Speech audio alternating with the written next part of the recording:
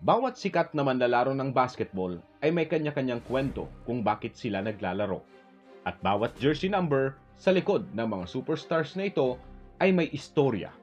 Tara, mga bolero, sabay nating tuklasin ang kakaibang kwento sa likod ng jersey number na suot ng isa sa pinakamagaling na manlalaro ngayon sa NBA, si Kevin Durant. Kilala bilang Slim Reaper dahil sa kabila ng patpating katawan, isa si KD sa pinakamagaling na offensive at one-on-one player na pumasok sa liga.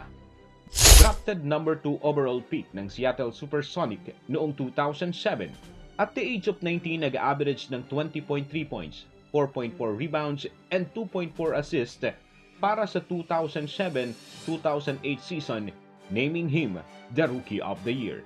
Fast forward tayo mga bolero, matapos ang rookie season ni KD, mas lalo pang umalagwa ang kanyang career at patunay ang 4 na beses na scoring champion from 2010 to 2014, 1-time season MVP, 2 times finals MVP at 2 times NBA champion.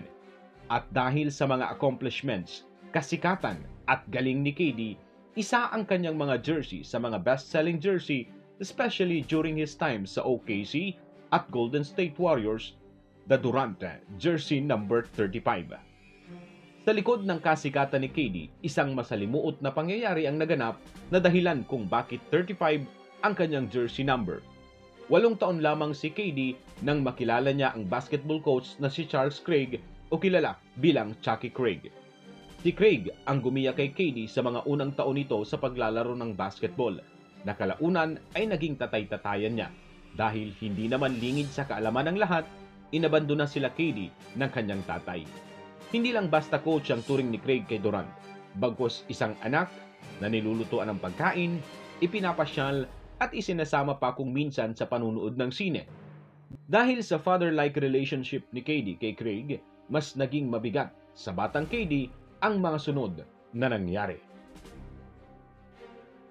Taong 2005 sa labas ng J Sports Cafe sa Maryland, isang di pagkakaunawaan ang nangyari sa pagitan ni Craig at ng isa pang lalaki na nauwi sa Rumble. Pasok na sana si Craig sa kanyang sasakyan matapos na maawat sa nangyaring gulo. Isang lalaking nakahubad ng damit ang lumapit sa kanya at pinagbabaril ito sa ulo na naging dahilan ng kanyang agarang pagkamatay.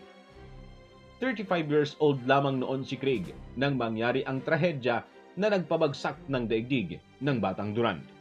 Ayon kay KD, di niya kaagad natanggap ang nangyari. 16 years old lamang siya at naglalaro sa AAU sa Maryland.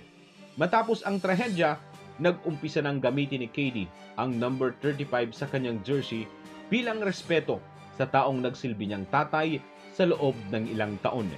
Ayon pa kay KD, hindi lang ito basta number, bagkus ito'y isang momento na kumukumpleto sa buo niyang pagkatao.